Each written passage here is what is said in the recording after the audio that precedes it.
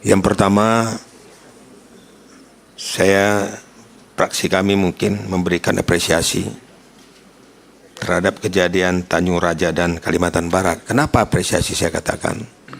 Karena begitu cepat memberi tindakan yang akurat kepada buahnya yang melakukan kesalahan fatal dalam proses itu.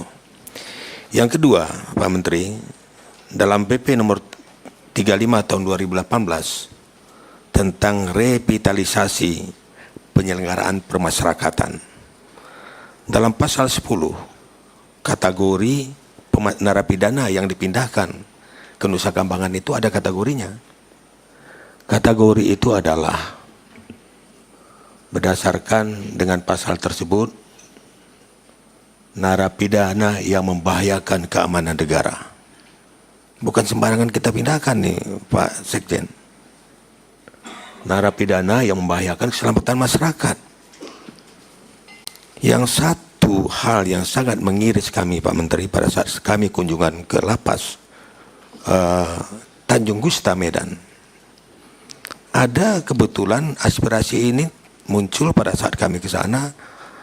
Orang dapil saya juga dari Aceh. Memang saya lihat rata-rata penghuni narkoba itu rata-rata memang sebagian besar hampir di Medan itu hampir 60% warga Aceh. Kenapa? Karena warga Aceh, karena Aceh itu dekat dengan Malaysia, dekat dengan Thailand, dekat dengan Singapura. Inilah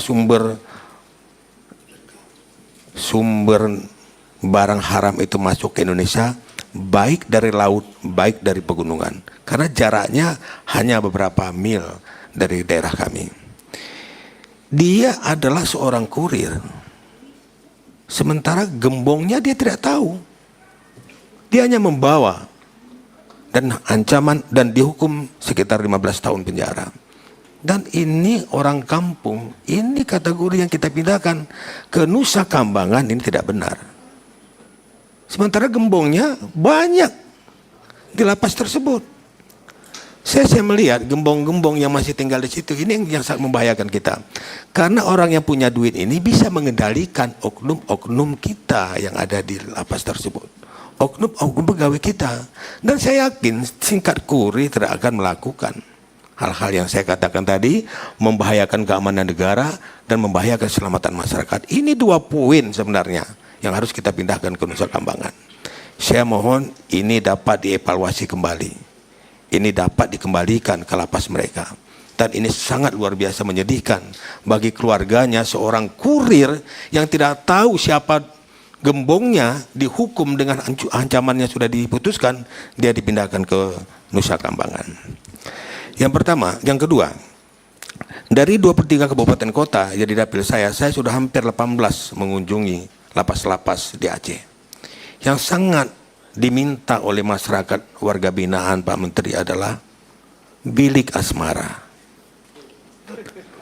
Saya katakan ini di 2017 ini sudah kami putuskan di Komisi 3 untuk dibangun bilik asmara. Coba bayangkan, rata-rata penghuni di situ umur 50 tahun ke bawah. Malahan baru berkeluarga 3 bulan. Tiba-tiba dia dihukum sampai 10 tahun, 8 tahun. Bagaimana dia menyalurkan? Dan ini dosa bagi kita meninggalkan istrinya yang di luar. Dan bisa istrinya akan menjadi perselingkuhan dengan orang lain. Kalau ada bilik asmara ini, Pak Menteri, bisa kita atur, kita percayakan kepada lapas. Dan ini sangat manusiawi. Mohon maaf, daerah kami itulah daerah syariat Islam yang menjunjung tinggi nilai-nilai norma keagamaan. Kalau memang tidak bisa, ya Aceh saja kita buat. Tapi saya rasa dimanapun ini sangat diharapkan bilik asmara ini. Bayangkan kalau dia kena 15 tahun, 15 tahun dia menderita di situ. Tidak melakukan hubungan batin terhadap istrinya. Kita jangan sepele tertawa ini adalah kebutuhan yang sangat luar biasa. Kita saja seminggu aja pening kepala kita tidak melakukan hubungan sama istri. Apalagi dia bertahun-tahun. Ini mohon Pak Menteri, kami dulu sudah sepakat ini. Tapi tiba-tiba ini tidak muncul. Saya tidak tahu apa penyebabnya. Yang berikut Pak Menteri, ini aspirasi yang ada. Penerimaan Poltekip dan Poltekim. Ini adalah sekolah bagi pemasyarakatan imigrasi. yang syaratnya ini mohon dievaluasi kembali. Sulit kita mendapatkan rata-rata anak-anak kita yang tinggi badannya 170 cm. Dulu waktu masih akib 160, dulu waktu masih 2018 165 cm, kenapa di 2020 kemarin kita minta 170? Sulit Pak. Kalau 165 akpol, akmil saja 165. Kenapa kategori 170 ini kita buatkan? Kita nggak ada keturunan bule di sini, tidak ada keturunan yang tinggi-tinggi. Rata-rata kita warga Indonesia ini 165, 163. Jadi kalau 170 sulit anak-anak kita yang ikut mendaftar di sekolah Poltekim dan Poltekim yang ada di kementerian kita. Mungkin itu saja Pak Menteri, tapi ada satu terakhir nih Pak Pimpinan yang mau saya sampaikan. Tadi kategori tadi saya ada baca di sini.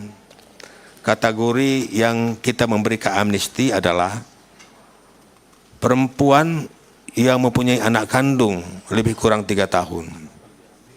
Sudah itu perempuan hamil. Nah, makanya ini kapan dia hamil nih? Ini perlu juga saya tanya juga.